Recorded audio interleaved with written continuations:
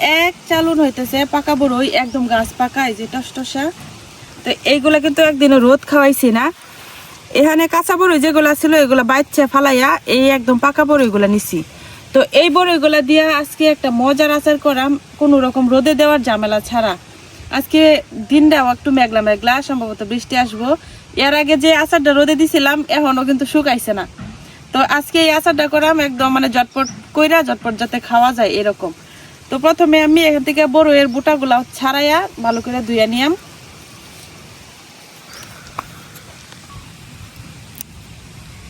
একদম লাল টুকটুকা বড়ই, এই বড়ইগুলা রোদে দিয়ে আচার বানাইলেও কিন্তু ভালো লাগে খাইতে। আবার এই যে এইভাবে গাছ থেকে পায়রা সরাসরি পাকা বড়ই, এটার আচারটা কিন্তু আরো বেশি মজা।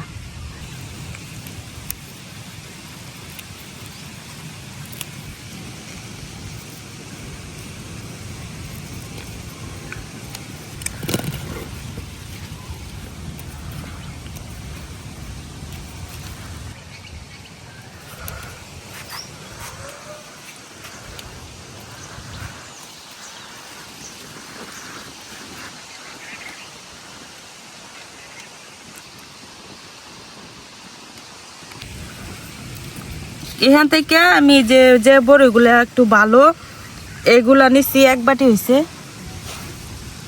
আর এখানে যে ফাটা ফাটা বড়িগুলা ছিল এটির ভিতরে বালু ঢুকছে, তো এই ফাটা বড়িগুলা নিচ্ছি না। এই বড়িগুলা রোদে শুকায়া তারপরে ধুইয়া আচার বানানো যাইব, কারণ এইগুলা এখন ফাটা। এখন যদি আমি আচার বানাই এগুলা দিয়া, তাহলে আচার ভালো লেগে খাওয়া যেত না। এখন এই বড়িগুলা ভালো করে ধুইয়া নিয়াম।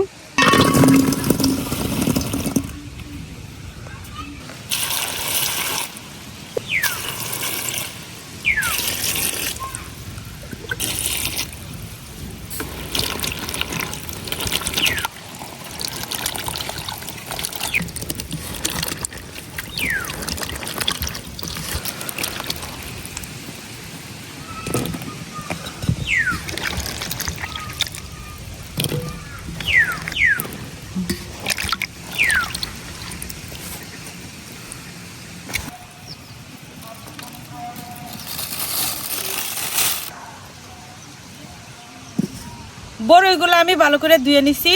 আর এইদিকে চুলাও ধরাইয়া এখন একটা কড়াই বসাই নিছি। আচারের একটা মশলা এটা আগে বানাই নিয়াম।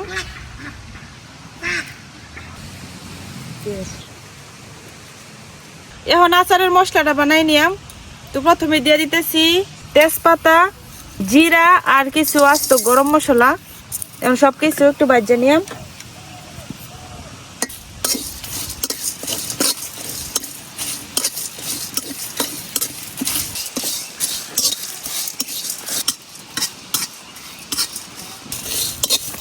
মশলাটা ভাজা হয়ে গেছে, এখন নামাই নিতেছি।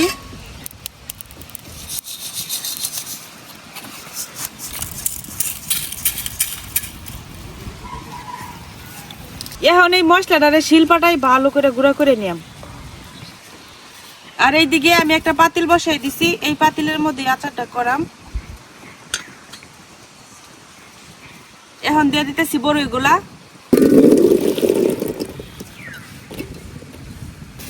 এখন দিয়ে দেম চিনি। বড়ই কতটুকু টক বা মিষ্টি এই অনুযায়ী হলো চিনিটা দেওয়া লাগবো, যে যেমন মিষ্টি খেতে পছন্দ করে আর কি। এখন চিনির সাথে দিয়ে দেম একটু লবণ, যাতে টক আর মিষ্টির ব্যালেন্সটা সুন্দর হয়। দিয়ে দেম শুকনা মরিচ। এখানে আস্ত শুকনো মরিচ দেওয়া যায়, আর আমি এখানে গুঁড়াটা দিতেছি আর কি।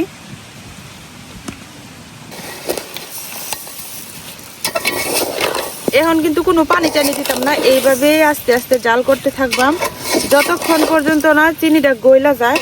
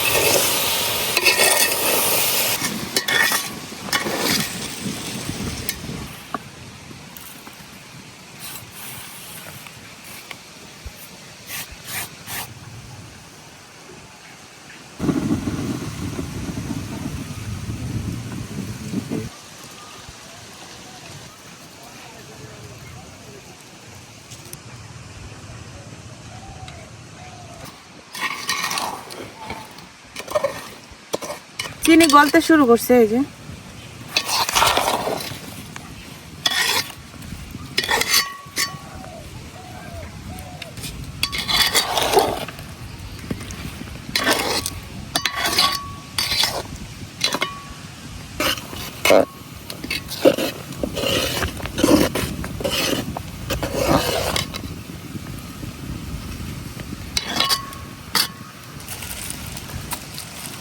চিনি থেকে সম্পূর্ণ পানি ছেড়ে দিছে আর পানি অনেকটা টাইনাও গেছে, এখন কিন্তু অনেকটাই যেরকম ঘন হয়ে গেছে। এখন দিয়ে দেব আমি যে গুঁড়া মশলাটা করে রাখছি, এই মশলাটা সম্পূর্ণটাই লাগবো।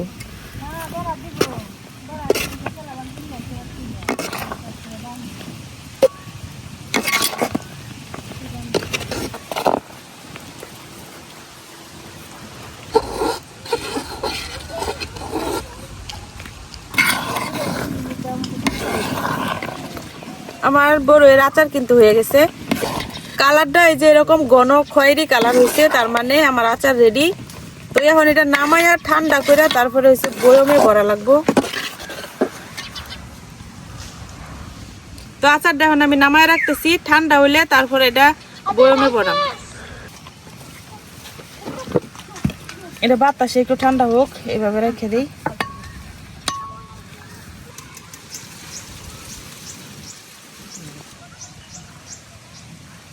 বড়ের আচারটা কিন্তু এখন ঠান্ডা হয়ে গেছে, এখন আমি একটা বয়াম নিছি, এই বয়ামের ভিতরে আচারটা বইরা রাখবাম। যারা আচার বেশি দিন সংরক্ষণ করতে চান তারা এখানে ভিনেগার দিতে পারেন, তবে আমরা যেহেতু এখন রোজার মাস আর আমি আচার অল্প করেই বানাইছি, তো এই আচার কিন্তু কয়েকদিনই শেষ হয়ে যাব, যার কারণে আর ভিনেগার দিলাম না।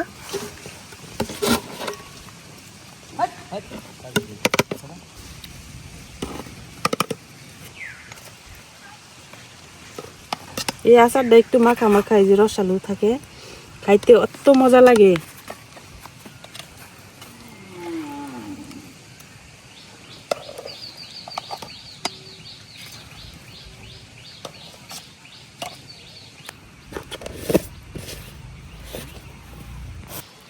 এখানে এই ছোট বয়মটা দিয়া এক বয়ম হয়েছে, তো বয়মটা ছোট দেখা গেলেও এখানে কিন্তু 1 কেজি পরিমাণ আছে, আবার এখানেও আছে অনেকটা।